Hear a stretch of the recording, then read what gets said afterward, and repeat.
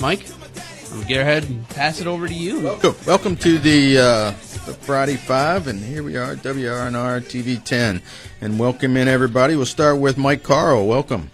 Good to be here, as always. Excellent. And the Admiral, Bill Stubblefield. Good morning, Badger. You did good the first 30 minutes. We did not get you agitated. You handled yourself well. You stayed cool. Let's see if we can get through the next hour and a half without blowing up. And we also have with us John Doyle. Good morning, everybody. Excellent. And on the phone, Joe Ferretti. How are you, Joe?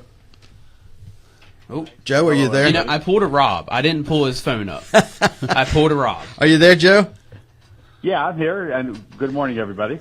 Excellent. All right. Well, let's get right to it, and we'll start leading us off the show. As always, Joe, take us there. Okay. All right. Well, we'll get started here. Mike, I have been watching with some interest the continued saga of the Hope Scholarship in West Virginia, and I define it as a saga because I think it's going to become quite an ordeal for the state to afford going forward, and I think it's going to be crying out for some reforms. But let's get to the facts here.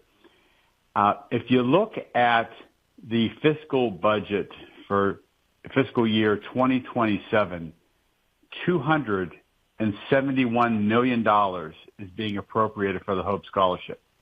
Now, let me take you back to 2022 when the Hope Scholarship was first established. $23 million was set aside by the legislature to start the program. And if you look at the fiscal note that was developed for the legislature to look at projected costs, $127 million was projected for the year 2027, which, by the way, is the year that the Hope Scholarship opens up for all families, regardless of their grade level, regardless of their income level. The Hope Scholarship is available for the students in those families. And so it was anticipated that the program would grow over time, and the fiscal note projected roughly $127 million in cost. Well, we are more than doubling that based upon the budget for next year. The line item increase with the Hope Scholarship represents the largest line item increase in next year's budget. The troubling aspect of all this, guys, is that less than half of the appropriated money for next year is from general revenue. Much of the increase in cost for the Hope Scholarship is being addressed by one-time supplemental and surplus funds. When that money's not available in future years, guess what? It's a bigger bite out of the general revenue budget for the state. So I see troubled waters ahead. Now, you combine this with the major budget gaps that are projected due to a decrease in federal dollars for Medicaid and a decrease in income tax collections because our legislature is seemingly wanting to deviate from their own plans about when to cut taxes. You can see coming down the road is going to be a major problem in terms of funding this Hope Scholarship. So I guess the question that I'm going to pose this morning, and I'll get to it here in a minute, is, do we have to start looking at capping the amount of money paid under the Hope Scholarship to families, much like we do with the Promise Scholarship? Do we have to look at income tests and other ways of reining in the program? And here's the real problem. As I indicated to you guys last night when we talked about our topics, the private school fox is in the hen house in the legislature. Now we see legislators who dare speak of caps, who dare speak of reforms to the program.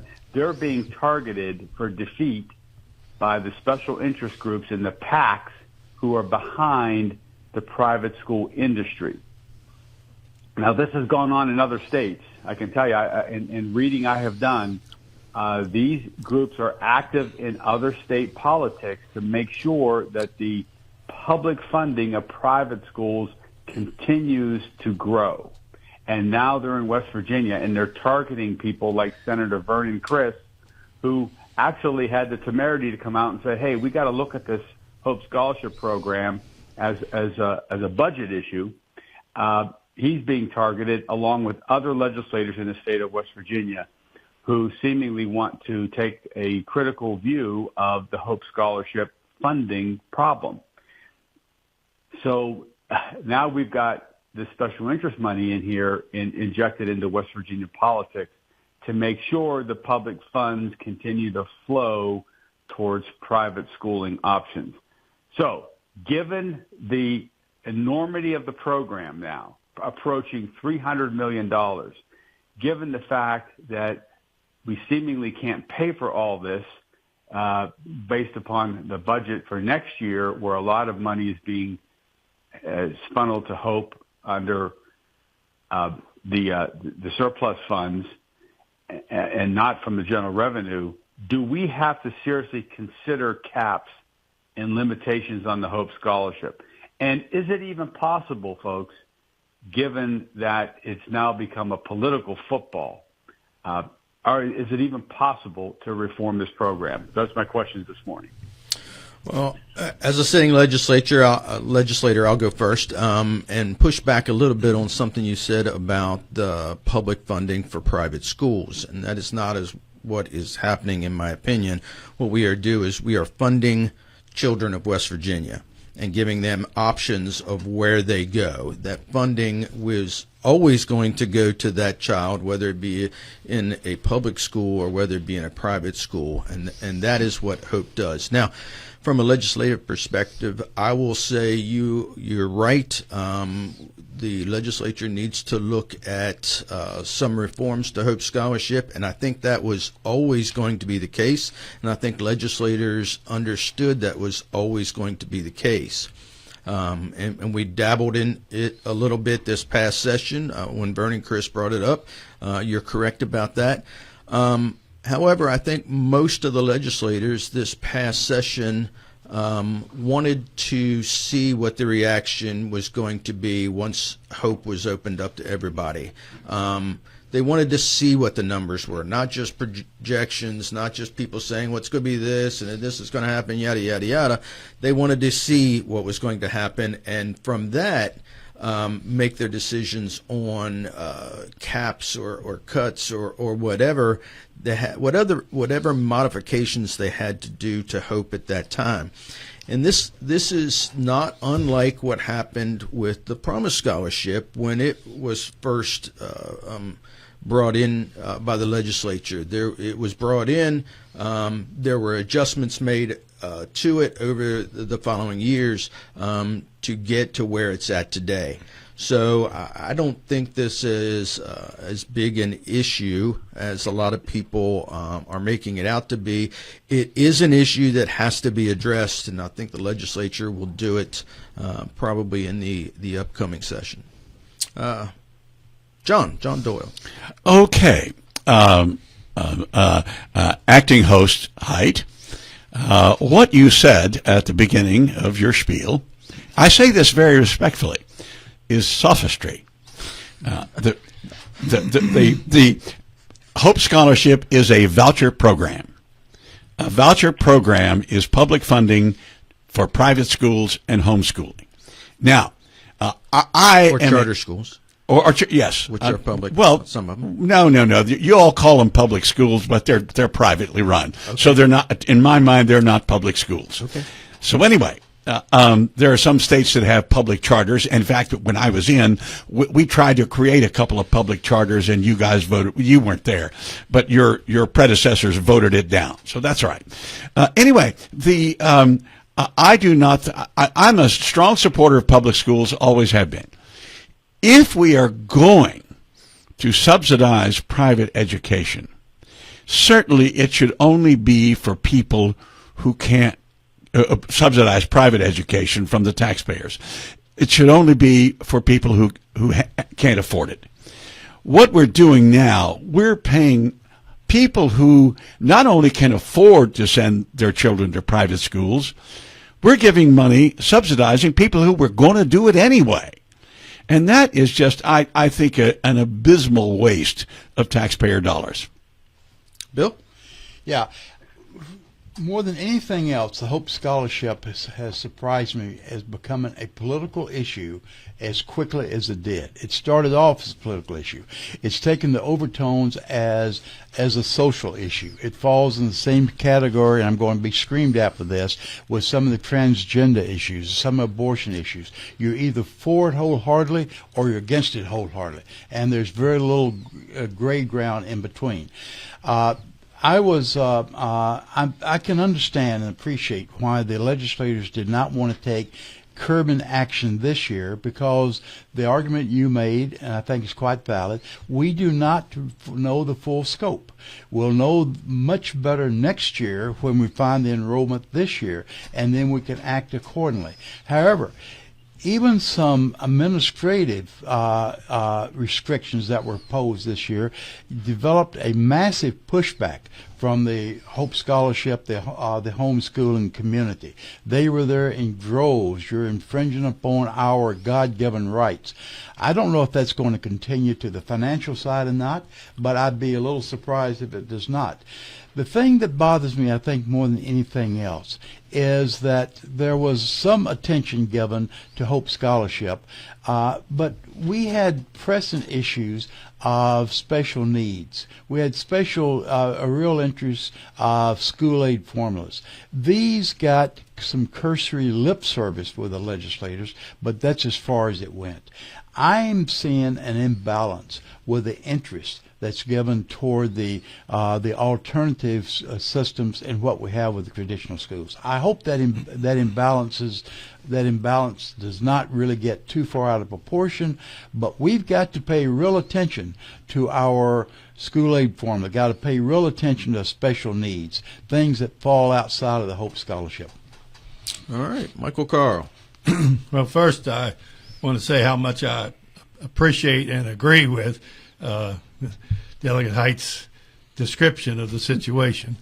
And one thing I want to add from my perspective as a former tax person, the threat to the general revenue of the alleged threat to general revenue of reduced income tax rates is just wrong. You reduce the rates, you raise the revenue. That's the system. That's how it works. And so don't cut anything or because you're afraid that the income tax rate reduction will reduce revenue.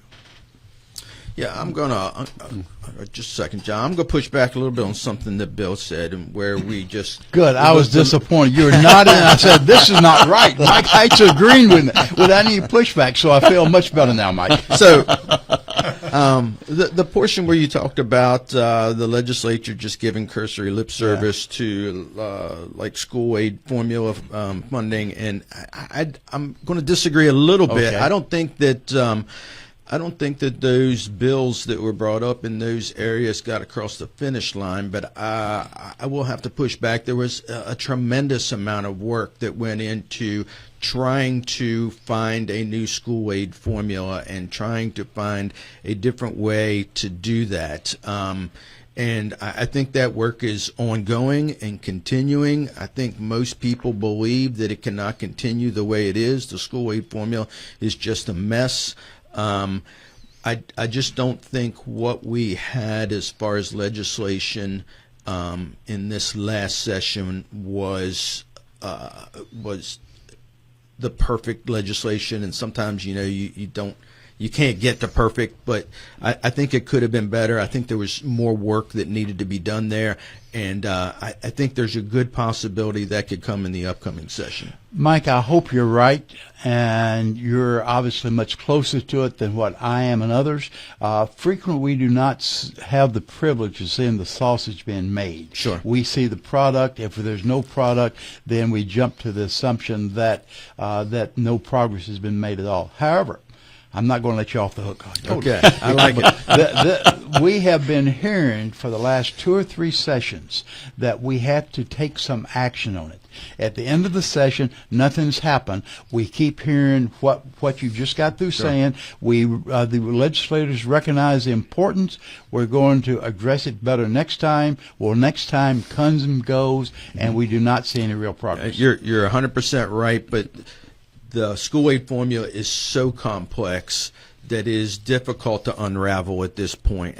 But I think we are making true progress. John? I would thank you, Matt. I would like to push back on Mike Carr a little bit, being a former revenue person myself for not as long a time as Mike was. But at any rate, what he says is true. At the beginning, if you reduce a tax, it can often end up engendering more economic activity and more comes in. But if you reduce it to zero, which is what is being proposed with the income tax, it brings in zero. I haven't heard that proposal at all. Oh, yeah. When Justice was governor, he said, we're going to do away with it. The income tax? Yeah. Oh, That's right. They 100%. do it all the time, Mike. And that's why we have the triggers in place. That's exactly, to make it go away over time. That's why we don't have Justice as governor, and we should never have him as governor. Well, no. It's But Morrissey says it too. Same thing. Morrissey's saying it too. And I'm going to disagree with you a little bit, Mike. I think we need to get away from the personal income tax in the state of West Virginia. I think that revenues are going up in other areas. Not by that much money. Well, not to do it all at once. You're absolutely right, and that's why I said recently I would not vote against another PIT cut like we did this past year, 5% or 10% or whatever the governor proposed. I would not do that because we have triggers in place and because natural growth will eliminate the income tax over time, especially with, whether you like them or not, data centers are coming, and the revenues that are coming from them, 50% of that goes towards personal income tax reduction. Yes, I know. But the problem is, if you eliminate the income tax, you're taking away one of the legs of the three-legged stool. And in order to have a predictable revenue, you need revenue from all of those sources. You can't do away with any tax. I just think it makes no sense at all. You can reduce it. And my only argument with the reduction that has been done so far is too much of the reduction has been to the upper end of taxpayers. I think it would have behaved much better. If you give somebody that's making $30,000 a year a $1,000 tax cut, they're going to spend it all right here. You give somebody making $200,000 a year a $1,000 tax cut, they're just going to take another cruise. Yeah, well, but cruises, people pay taxes on cruises. Not to West Virginia. Well, okay, but still, they provide jobs on cruises. They provide income. So, this whole fallacy that you can't give any benefits to rich people because they might just go out and buy another Corvette. Well, the guy that's working in the Corvette factory sort of needs to pay his family as well. If they buy the Corvette here, that's fine. But if they end up spending the money on a cruise on the Mediterranean, no. Well, I guess it's all on how you look at it, because maybe there's some West Virginians that are working cruise ships right now too. So I would have to say I sort of disagree with what you're saying. I don't see taxes as a three-legged stool. I don't see any reason why we can't do away with income taxes in the state of West Virginia. Other states have done it. They seem to be doing just fine. No state has done away with it except for Kansas, and they had to bring it back. Every state that has no income tax now never had one. It's a different story. Okay, but my point is they're doing okay without an income tax. Because they have residential real estate property taxes through the roof. And that's what we would have to do. And a fat chance you'll have getting the voters to approve that. Well, I'll say I disagree. We can do away with the income tax in the state of West Virginia. So, pie in the sky. Anybody else? We got about 6 minutes left in this segment. Yeah, Mike. Let me go back to the Hope Scholarship for a moment, Sure. Because I do want to focus on this aspect of it, which I think is going to be troubling for West Virginia. Look, clearly we got a problem that was not anticipated when the fiscal note for the Hope Scholarship projected $127 million in costs and we're more than doubling that in 4 years. So I that's eye-popping to me. And in a state that is working hard to reduce tax revenues, it doesn't make sense to me that we're going to be able to cover such a large expense going forward. So I think a critical review of the Hope Scholarship Program needs to be done. My fear is it's going to be almost impossible to do so because of the political pressures. One of our Facebook commentators, Jeff Misty Haddix, asked, who are these people that are in the private school industry that are exerting pressure in West Virginia? Well, I'll identify them for you. Americans for Prosperity, which is the Koch industry group. Jeff Yass, Y-A-S-S, who's a billionaire from the state of New York and who is enmeshed in this private school industry. These folks are putting political dollars into West Virginia to try to defeat people like Vernon Criss. And if they're successful, those who are inclined to look at this program aren't going to be in the legislature anymore. And if they're not successful, the implicit message is if you don't toe the line for public funding of private schools, you're going to be targeted in the future. And I think you tell me, Mike, is that going to inhibit the legislature's review of the Hope Scholarship? And before you answer, could I ask Sure, an added question? Last week we talked about the governor's involvement through some PACs. Now, some of the PACs that were mentioned last week are associated with the PACs that Joe just mentioned now. Is there some tie between what the governor's trying to do and the Hope Scholarship, or do you know? Well, yeah, I would say there absolutely is. That the governor, there's certain ties for different policy. I think Hope Scholarship is one, vaccines is another, CON is another, and I think this next election may determine how people perceive his power and whether or not they can vote with their conscience rather than how the PACs are pushing them. If AFP and who they endorse wins a lot of the next races, upcoming races, then that will signal to a lot of legislators, I need to be on board with AFP or my seat is in jeopardy. Now, I'm not one of those people. I could care less about AFP, don't particularly like AFP or the governor's position. So my position on this will be based on the facts that come down and whether or not I think the state of West Virginia can continue to afford the Hope Scholarship in its present form. I think inevitably there are going to have to be made some modifications to Hope to rein in what could be runaway spending. A couple of other PACs that have been mentioned on our Facebook that we mentioned last week, the Sugar Maple PAC, which I think the governor's That's involved the governor, with. yep. Yeah, American for Prosperity is involved as well. So Black Bear PAC, I think. Black is Bear another PAC's one. another one, and the American for Prosperity that we talked. It's this is if not a totally opaque area, it is a very murky area. It's hard to understand who's funding the PAC by design and what influence they're having. Oh, it is until you get into it. I mean, it's pretty well known at this point who is behind Make Liberty Win and Young Americans for Liberty, who's behind AFP. We know that the Koch brothers sort of fund them and that they're sort of an arm of the governor of West Virginia right now. And we also know that Black Bear PAC and what was the other one you mentioned? Sugar Maple. Sugar Maple are also PACs or super PACs that the governor has formed at some point. So we sort of know it's when the newer PACs come in and they have these great names, West Virginia Values or Mountaineer Values PAC or something like that, and you're like, well, that seems pretty good. So I would have to say, see who's behind them. All right. Good first segment, I would say with that. I unfortunately got to cut you all off. But we will be back. Welcome back to Eastern Panhandle Talk and the Friday Five. We have Joe Ferretti on the phone. Welcome back, Joe.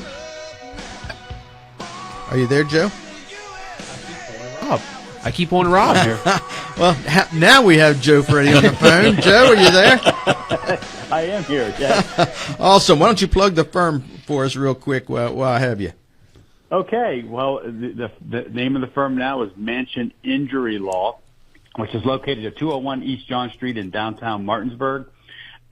Like a relative who overstays his welcome, I'm still hanging around the law office, but the name has changed to reflect that I am in the throes of retirement.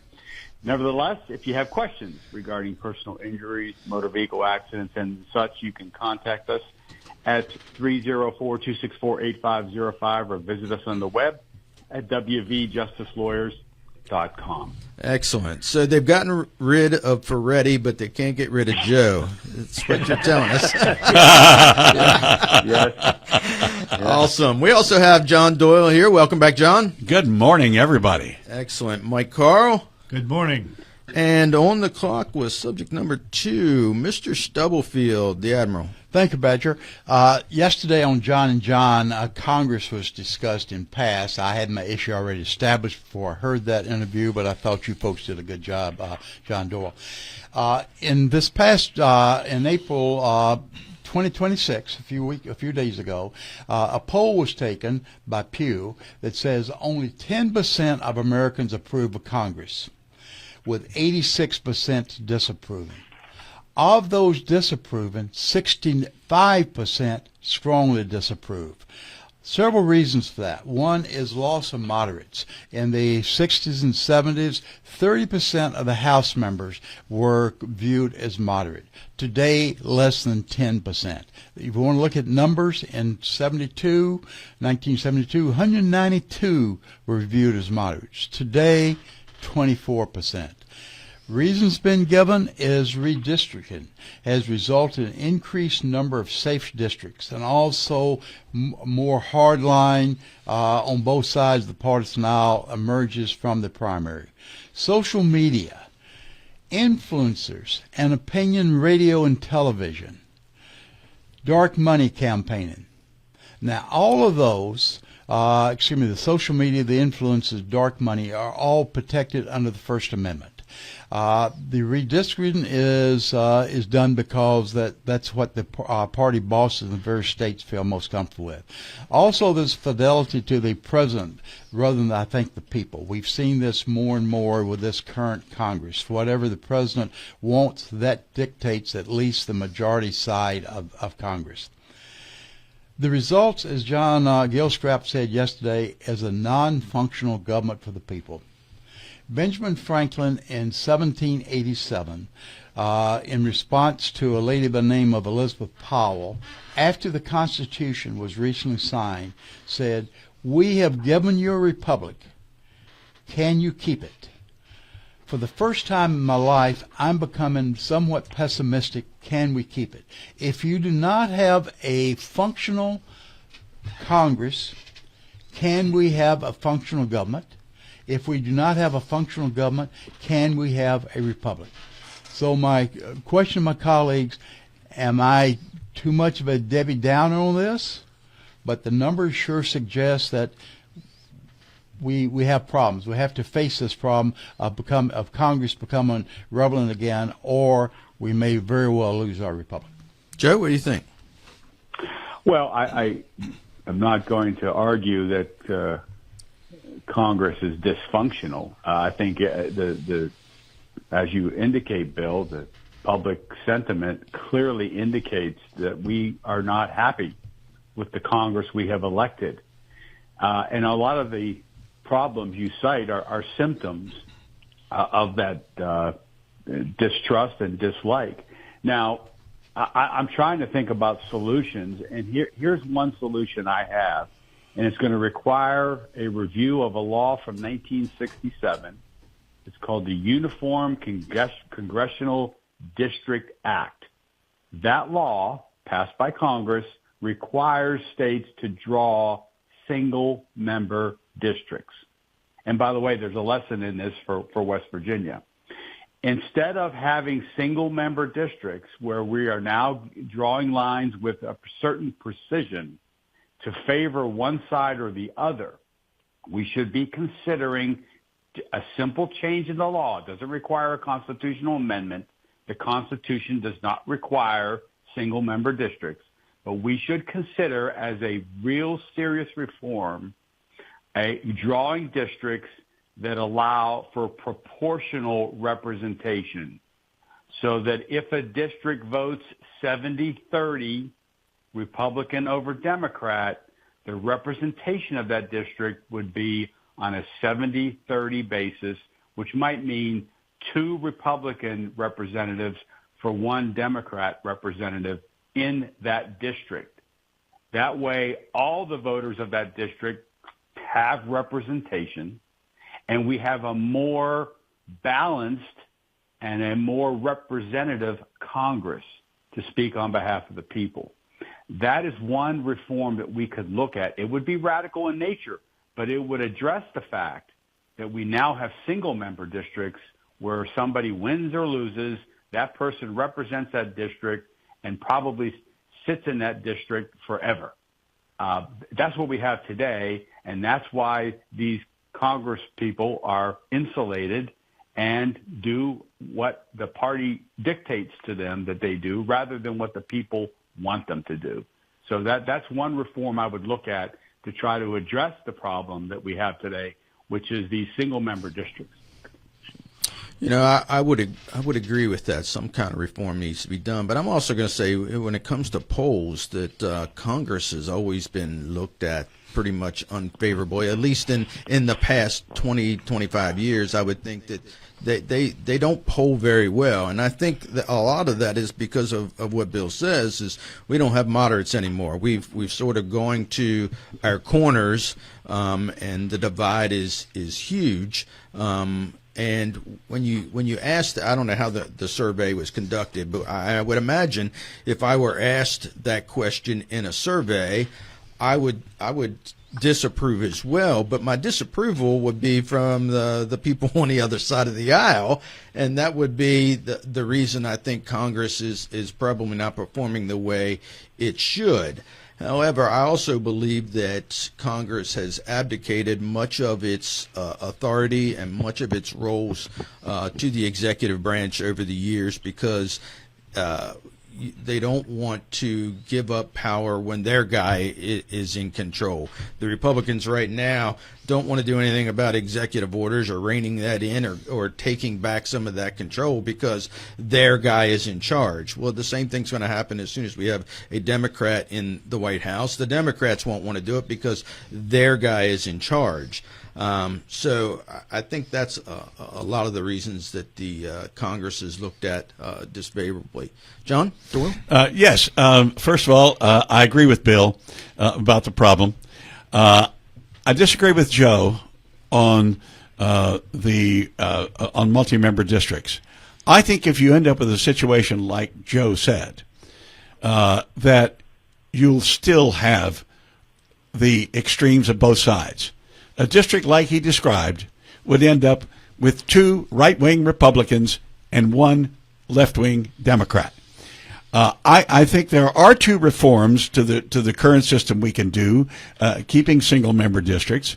One is for Congress to pass a statute, which they can, banning partisan gerrymandering. That would solve, I think, a lot of the problem. Also, we need to expand the House of Representatives. I remember back in the 1950s, West Virginia had 6 congressmen, and it was 1 congressman for about every 350,000 people. Now, nationally, it's about 1 for every 750,000, and in West Virginia, 1 for almost 900,000. And so, consequently, people don't talk to their representative, they talk to staff. Congress has they much more staff now than they did a few years ago. If we expand the House of Representatives to something like 650, single-member districts would, I think then, just that redrawing would produce a significantly more districts that were swing and therefore would produce a more moderate member. The problem with the gerrymandering is that if you have a district that is solid for one party, the incumbent of that party fears a challenger from within more than a challenger from the other party. And that is why you end up with someone, either the extremist wins or the moderate wins because they start behaving like an extremist in order to keep the seat. I think, now, in terms of social media, Bill is right. I do think that ends up taking care of itself. And maybe I'm just I'm an incurable optimist. Politicians eventually adjusted to radio. They eventually adjusted to television. And I think they will eventually adjust to social media. Michael Carl. Well, I somewhat agree with most of what has already been said about these issues, but something that we've talked about in prior sessions that I want to come back to, and that is that the Constitution and our system generally, and nobody's calling for a change of this aspect, and that is that majority rule to make policy, and the filibuster blocks that, and it ought to be eliminated in the Senate to give faith to majority rule principle of the Constitution and of our whole system. All right, Bill, wrap it up. Mike, I'm going to push back a little bit about the popularity of Congress. Congress was viewed to be very popular through much of the 20th century. It's only the last decade where we had two individuals I think came in that influenced this popularity. One was Newt Gingrich, said the other side was evil and we're going to do everything we can to defeat the other side.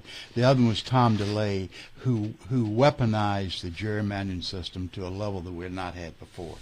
I think a couple of things that could be done is ranked choice voting.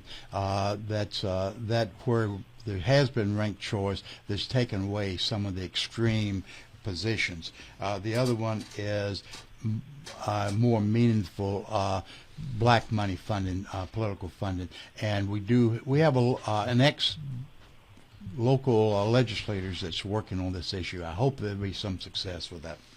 You said in the past decade. I said over the past 25 years, and then you said Newt Gingrich, which was 35 years ago.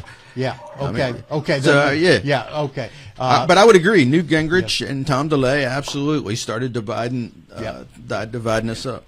What's a couple of years here? What's a couple of decades there, Mike? To you old guys, 30 years, that's like a decade, It is. In fact, it is. All right, we'll move on to issue number 3, and we'll just, we'll segue into my issue, and that is the Virginia redistricting referendum that has just passed this past week.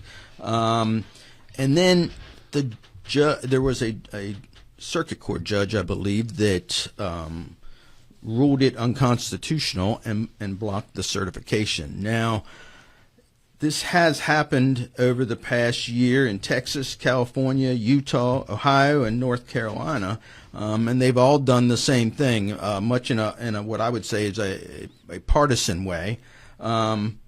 So I guess my question and I will say on the record that I believe this all started because of Donald Trump trying to get Texas to get 5 more positions. He started all this. We have a sort of unwritten rule that we do this when the census comes out every 10 years, and now we want to start doing it mid-decade.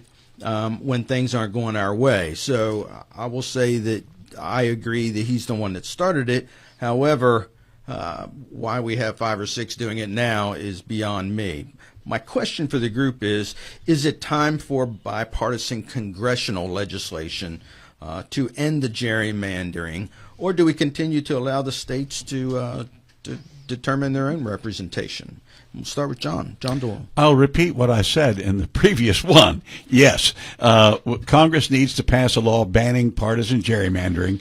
It actually got 51 votes in the Senate a few years ago. The Democrats were in charge, but again, we had the filibuster. Even Joe Manchin voted for it. Every Democrat, including Joe, every Republican, including Shelley Moore Capito, voted against it. I think now, I really believe, Mike, that after this fiasco of all these states doing mid-decade redistricting and doing it in a very partisan manner, I think the deck is. I think the table is set for the next Congress to simply ban partisan gerrymandering and ban mid-decade redistricting. I think they will do that. Again, I'm an optimist. And I don't know the answer to this, but can it be done through legislation? Oh, or yes. This would not be a constitutional amendment? No, it would not Okay. be. It would and of course it could be undone by a future Congress. But my suspicion is that this is one of those things that once it's done, both parties will say, "Hey, we're done with that. Let's just leave it." Bill? The answer to your question was yes. We should Congress should take action on it. If you look at the tallies, and we don't know, Virginia's not yet settled. There's a judge, a conservative judge, that has put it on hold. Also, there's some noise that Florida may jump into this race as well. But as it stands today, the Democrats gain approximately 10 seats. The Republicans gain approximately 9 seats. So with all this activity, all this fuss and frustration and some anger, what's the difference? Nothing's really changed, except enhancing the coffers of some advertisers, and also folks like several states' governors sit back and said, "Look, I tried to do something about it that torqued the system." I don't think it accomplished anything at all. Michael Carl.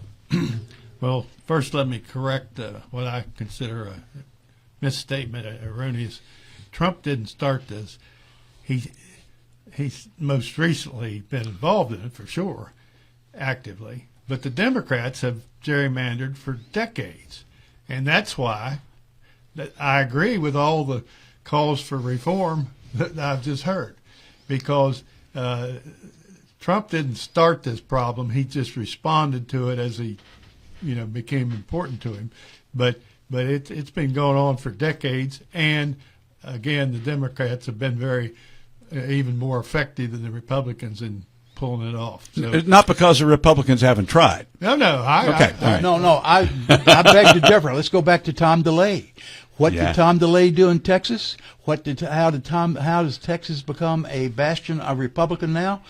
Tom DeLay and gerrymandering, Mike. Are you saying there's no examples of the Democrats doing? I'm just saying gerrymandering. No, I did not say that. I would not say that. We're talking about the subject generically, not a particular event, or not the most recent event. And you're the one that labeled that the Republicans have just been a victim, and the Democrats. No, I didn't say that. Yeah. Well, and let me clarify my. Get the script. When I say Trump started this, I'm not saying the Democrats have never gerrymandered or Republicans have never gerrymandered. What I'm saying is this happened mid-decade. That's what Trump started. Outside of a census year. So that's what I believe when I say Trump started this. He said, I need 5 more seats. Texas, find me 5 more seats. Yeah, he says, I deserve 5 more seats. Sure.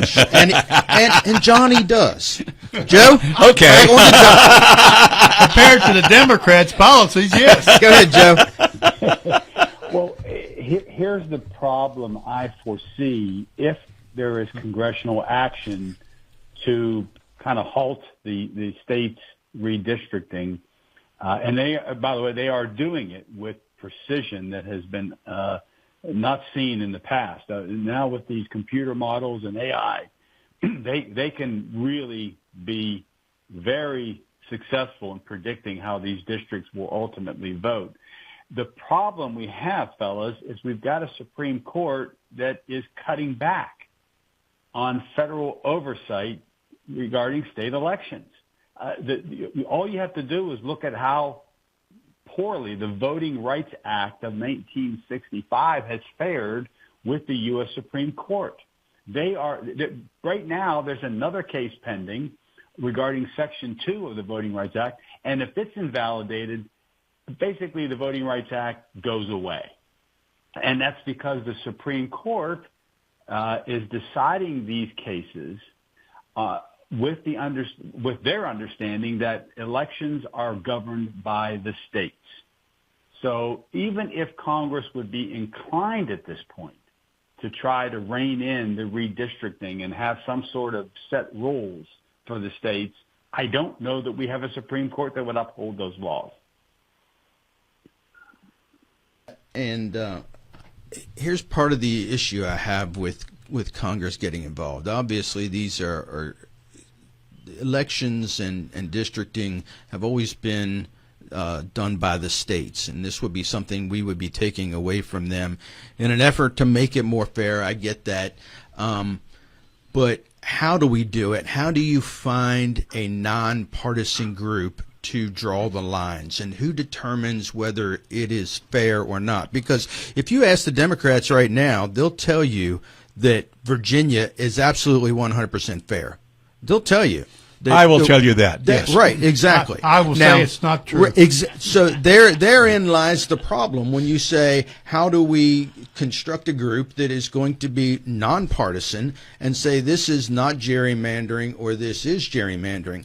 I have a hard time believing for Virginia that it is fair when you have this referendum that came and it was almost 50-50. It was like 51-49, 52-48, something like that, right down the middle. 2.8 points. Right, exactly. And the districts were already split up 6-5 in favor of the Democrats, and now we're at 10-1 in favor of the Democrats in a state where the referendum was 50-50. So it seems to me like we were already at 50-50 in the state of Virginia, and now we've gone to 90-10. You're absolutely correct. But what we have here is two nationwide movements saying we've got to nail down for our side whatever we can, and that is what President Trump started this edition of. I don't disagree with you, but you tell me how that is fair. Just take Virginia. You're telling me that the gerrymandered districts, the way they are right now,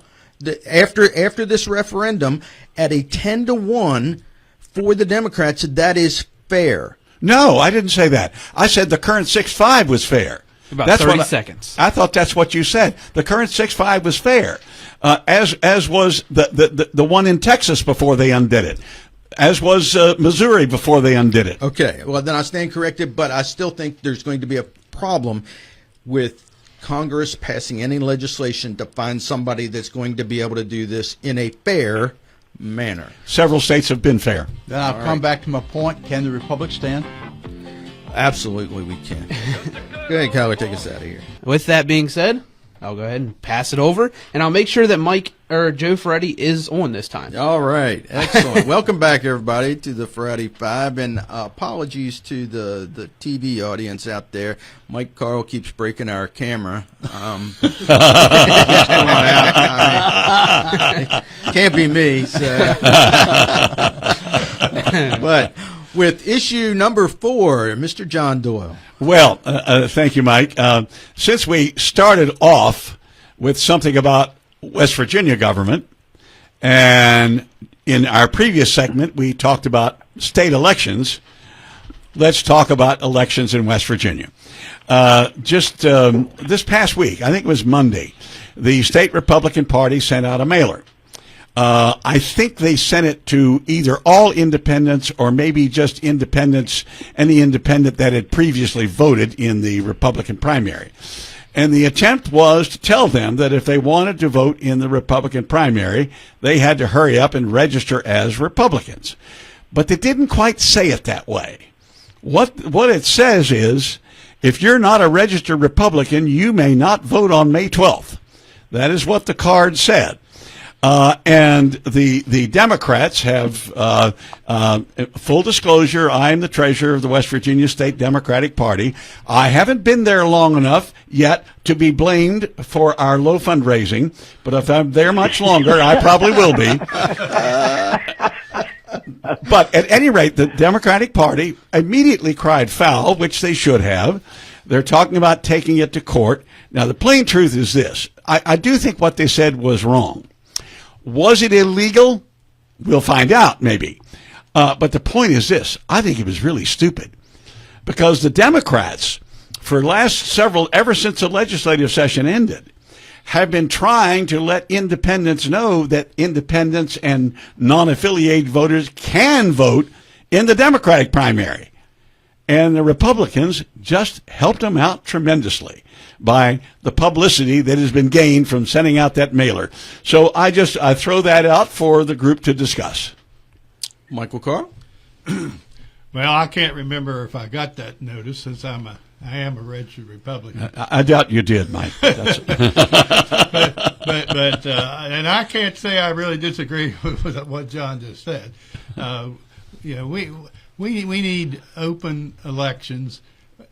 The key about the voting this time is not your party affiliation, but whether you're an American and entitled to vote. Period. That's the real issue. And but I don't support the agenda that John just described the Republicans are pursuing. Joe? Well, I saw the mailer, John, and Mike Pushkin immediately went out to the media and cried foul, and it was clever, maybe clever by too clever by half. I think the old saying is. You understood what I mean. I guess legally, it's probably accurate. It doesn't include at the end of the sentence that you can only vote in the Republican primary. So I think it was a bit of a subterfuge. And frankly, as a whole, you can see the Republican Party repeating some of the same mistakes that the Democrats made years ago as they become the clear party in power. They become insular in their thinking, and they close their primary, and they do a lot of things which just create factions within their own party, which is what the Democrats suffered from for years. So you hope that maybe they learned the lessons from the past, but they seem to be doomed to repeating them. And I think it's going to be to their detriment in the long term. In the meantime, my reaction to the whole fiasco was this. As a voter, if you don't know what the rules of the game are here today, maybe you shouldn't be voting at all anyhow. So that was kind of my attitude going forward. Bill? Except for the partisan participants on both sides of the fence, who cares? I don't care anymore. It makes no difference at all. This, to me, is political jockeying. I don't think it's going to make, now 5 years down the road, 10 years down the road, a historian may look back and say this was a tipping point. It could be. But I don't have that hindsight to look back what may happen or foresight of what may happen 10 years from now. I don't care, John. I'm tired of it. I'm tired. It makes no difference at all to me. Well, I agree with much of what Joe Ferretti said. However, you look at, I saw the mailer. I looked at it, I read it, and you have to ask yourself: was this a marketing error, or was this just brilliance on the part of the Republican Party when they sent it out? And part of me says, no, that was just they worded it wrong, but. Part of me says that was actually brilliant to do it that way, and I can see why the Democrats called foul. If the tide had been turned, I would have been crying foul as well. So, but I think this is what happens when we continually elect people to the far right or the far left. I think that's what happened to the Democrat Party in West Virginia is they got farther and farther left. They kept pushing things that way to where people reacted and said, You have left me. You've gone beyond where I am. I'm more a moderate Democrat, and you've left me. You've gone so far left that now I'm a Republican. And you can see that with many of the people who are in the legislature who used to be Democrats and are now Republicans. And I just think they're just moderates. Those are the people that are in the middle. And I agree with Joe. The Republicans are doing the exact same thing. They are moving so far right that it's going to come a point where some of the Republicans that have switched parties say, all right, I got to go back now because you all have gotten crazy with your antics, and I just can't do this anymore. I think West Virginia as a whole is in the middle, and that's why there was a rise in independence to begin with. So I don't know what we do from here, but I think that was a small faux pas. Back to you, John. And actually, independents are on the rise, or have been on the rise around the country. There's just something about, in a lot of people, they don't want to be labeled, which is why that term "no labels" was thought to be a good idea. It doesn't seem to have succeeded like we thought. But at any rate, I do think that this is. I think it was a marketing error in this sense, Mike. It has given the Democrats an opportunity to say, with a lot of attention on them, hey, you can vote in our primary. Sure. And that's why I think it was an error. And I think it only applies to this particular election. And beyond that, they'll figure out a better way to do it. I would agree. Thank you. All right, let's move on to issue number 5. And Mike Carl. Well, let's move back to the international level out of West Virginia. While it will, it'll take a long time and it'll be uncertain as to if the actual nation of Iran converts to a fairer, more, individual supporting government.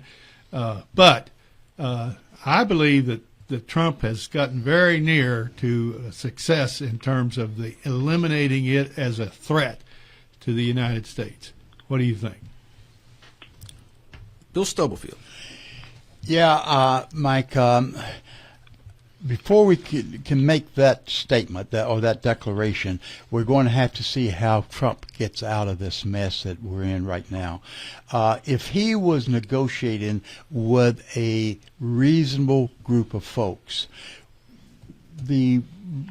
what generally happens could happen. He's not negotiating with a reasonable group of folks. He's negotiating with an extremely hardline group, the Iranian National Guard, whatever it's called. And these folks are more interested, more concerned in becoming martyrs than they are in looking out for the people. The people cannot rise up, even though we'd like for them to. They do not have the organization or the weapons to do it. We saw that when they got on the street a year or so ago. They were killed in masses because they do not have the ability to rise up.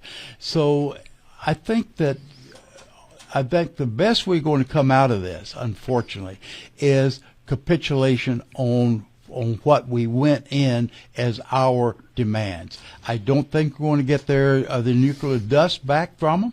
Maybe we can. I hope we can. I do not think we're going to dictate the straits going to open. I hope we can, but I don't think we can. I think right now the negotiating tools have moved, unfortunately, toward the Iranians, and that has been supported by Trump's backing off on his position. He's taken the easy position as, I'll not do any more bombing. I'm hoping they come up with something that is reasonable. But that's all we're seeing at this point in time. Joe? It's becoming increasingly clear to me that the best result we can hope for if Iran is not to be a threat to the United States is to reconstruct the agreement that the Obama administration had in place, where 90% of the enriched uranium was removed from the country. There was a group of international inspectors who were able to go into Iran and inspect whatever was going on. They could go anywhere they wanted to go. It was, in the history of the world, one of the more invasive maneuvers that a country agreed to regarding its own sovereignty. Iran agreed to those international inspections. And who today wouldn't welcome that sort of arrangement? That seems to be where this ultimately may be headed. And it's a shame that instead of ripping up that agreement, it wasn't kept in place to be revised, reformed, or whatever to meet the whims and desires of the Trump administration, rather than just rip it up and let Iran go forward with whatever they wanted to do without any international inspections. That's why we are where we are today, and I think that may be ultimately the best outcome we can hope for in this whole process. John Doyle. The Ayatollah we killed was adamantly opposed to Iran having a nuclear weapon. The Iranian Revolutionary Guard Corps wanted it, and as long as that Ayatollah was in charge, listen, I have had no affinity or admiration for the Ayatollah. I oppose theocracy in any form, no matter what the religion. And this is Iran is a theocracy. But that Ayatollah had the power to tell the Revolutionary Guard, no, we're not doing it. We killed him. The new Ayatollah doesn't have the gumption and has become a tool of the Revolutionary Guard. So they are, in fact, much more hardened that they're going to get a nuclear weapon some way, somehow, sometime. And so Bill is right on that, absolutely right on that. I fear that all we'll do is say, okay, we're done. Open the Strait of Hormuz and we'll back off and we'll just let you guys go. Yeah, I think that I am also concerned about how we end this, how we get out of this. And I think the only way at this point is to decimate the Iranian Guard, to take out their military to the point where they have no lethality anymore. They don't have the ability to control the Strait of Hormuz. We have to come in there and open it up and keep it open up and give them no military ability to control the Strait of Hormuz. So how do you do that? You have to take out the Iranian Guard and decimate them, because they are controlling the government right now. And one of the reasons I think Trump has backed off a little bit is because he has realized through maybe the Pakistani advisors or whatever that, listen, we have bombed them to the point where they're in a mess as far as their leadership, and contacting leaders to come to some kind of agreement where it takes a whole lot more time than it used to. So I think that's one of the reasons he's backed off, to give them time for their leaders to make decisions and to make some of the decisions that need to be made in order for us to come to a peaceful resolution. I don't see it happening. I think there will be continued bombings. I think we will try to take out the Iranian Guard and decimate them. That will take several 100,000 troops. Oh, take boots on the ground. Yeah, take a lot absolutely. of folks. And going back to Joe's point, the best we can do is come out with the Obama agreement. I don't think the Iranians will agree to that today. I agree. Mike, you want to wrap it up?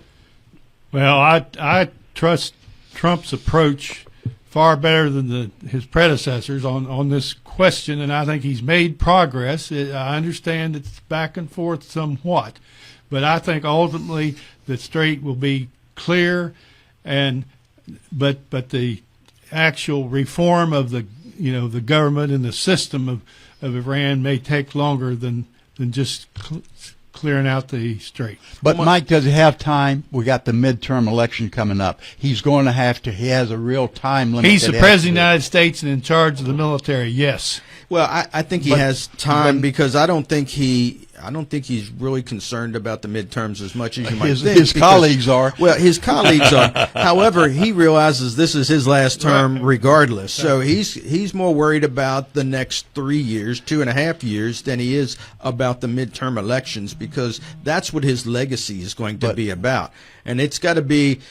I think he has done more for the Iranian situation than the previous 10 presidents we've had. Something had to be done. Yeah. It couldn't continue. I agree with you 100%, Mike. But what he's done for the Iranian situation was not to the positive. It was to the negative. Well, I disagree with that. I It's think going it is in to the right positive. direction. Yeah, I think it is to the positive because I think they were saber rattling. They had the ability to disrupt a lot of different things, and they had the ability to enact wars through their proxies all around the Middle East. A lot of that has been taken away from them, and I think in the long term this will be beneficial. It hasn't been taken away as of today. Well, it has to a certain amount. to a You look large at Gaza. The Gaza and the Israel Lebanon is ceasefire, just like we have with Iran. Well, they are, Iran. but well, you know what would help with that is if Lebanon would join with Israel to get rid of Hezbollah, and I don't think They're not capable. why. They're just not. The government it does not have military that can match Hezbollah. The Lebanese government does not have a military that can match Hezbollah. The Lebanese government, combined with the Israeli government, does have the ability to But take out Hezbollah. The people of problem- Lebanon will not accept Right, that. exactly. The problem that Lebanon is having right now is they don't want Hezbollah there either, but they're not willing to step up and help because of what they think the backlash of their people is going to be. But they don't want them there either. They don't. That is correct. So, Israel's going to have to continue going in there, and Lebanon will just have to deal with it. Unsuccessfully. Well, you're probably right about that. We're in a real mess right now. But listen, you got to crack some eggs to make a cake. Okay, so I mean, some of this had to happen. No matter what you did, this situation in the Middle East has been brought to a head. Something had to happen sooner or later, and it was never going to be clean and nice and tidy. It's war, and war is never clean and nice and tidy. But Mike, and I yield to you, and I yield to Mike Carl, and I yield to anybody else. The Iranians were not nice people. They promoted terrorism. They did a lot of bad things. But everything was somewhat controlled. The terrorism was very limited in certain areas. Now, and they had the people were not being served well, but the regions as a whole was not being hurt that much. Now what do we have? We have a group of leaders that have no allegiance at all to peace.